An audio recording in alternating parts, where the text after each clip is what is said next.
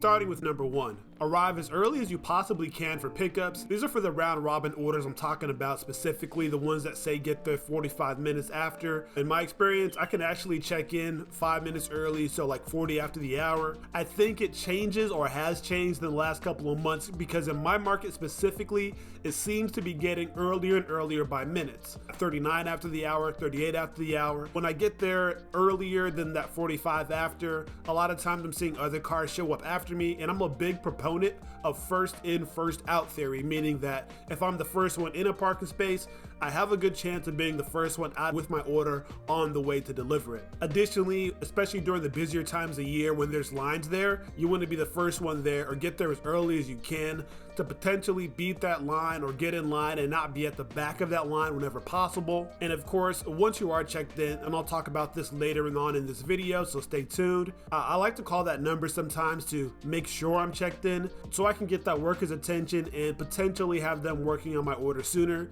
Now, sometimes they don't answer the phone, but you miss 100% of the shots that you don't take. So tip number 2 would be to talk to the workers. I'm not necessarily saying be their best friends, but I am saying talk to them, maybe help them load your car. Me, I like my car loaded a specific way, so I'm out there talking to people. Loading gets things out of there quicker. I've heard that some markets, they don't want you to. My market, they allow you to. So do what's right for you in your market.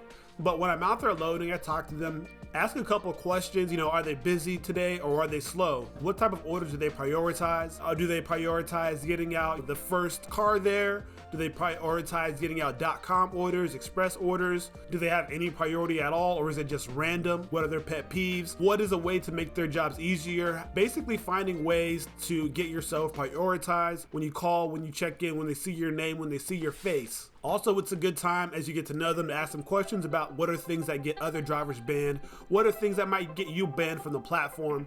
Everybody is different, every manager is different. Some people are by the book, some people are real chill. It just depends on the person. But until you talk to them, you're not gonna know that. But once you do talk to them and you do know that, you know the fastest way to get in, get out, how to get prioritized. I'm not trying to say you need to make these people your best friends. All I'm saying is don't be a random. Now, tip number 3 is that if you're working long shifts or plan to working a long shift, turn off Spark now between your deliveries. Similar to Uber Eats, Spark has a 12-hour cap on the amount of hours you're allowed to work on the Spark platform during the day. Now, this is based on the hours or the amount of time that you have the Spark Now activated. So that's why if you turn off Spark Now, you have the ability to work those long days because that 12 hours isn't adding up that entire time. Now, in the video here, I show you that you can actually turn that off once you accept an order or once you see a bunch of orders and you're trying to select one. So use that to your advantage. A lot of people may not be working over 12 hours. If not, that doesn't apply to you. But if you're trying to do that and you're trying to make a bag and all of a sudden you run out of time, you're gonna be pissed. And on top of that, your bag's gonna be jacked. Now, I've heard that some states don't do this, but in my opinion, better to be safer than sorry, so be sure you know what applies to you. Now, tip number 5 is to ensure you're actually checked in when you get to the Walmart. Now, anybody who's done Walmart Spark for a while knows that that Spark app can be kind of wonky. I mean, just the other day, I got this message, and this was just literally yesterday. I think I'm just preaching to the choir here, if I'm honest.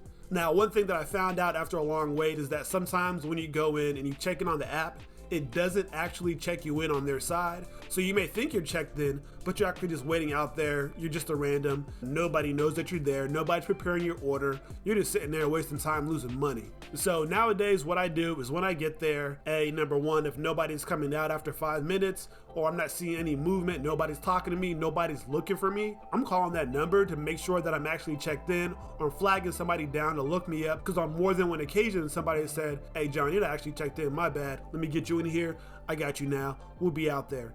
Now, of course, this could just be my Walmart, but better to have and not need than need and not have. So make sure you check in, make sure you are checked in.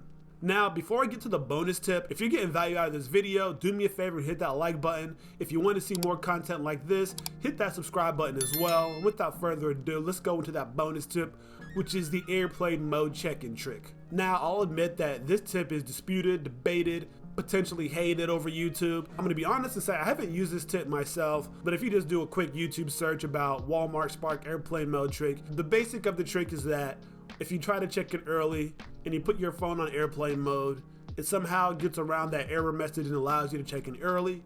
Now, the downside of it reportedly is that it can get you deactivated, that it messes up, the Walmart's schedule, their times, or whatever it may be. And the Walmart workers don't like it. I haven't tried this myself, and I haven't specifically questioned the Walmart workers at my Walmart about this, so I'm not 100% sure. But in the future, I will be doing some questioning. I will be finding out more about it, specifically from the Walmart workers themselves, because like I said in tip number 2, don't be a random.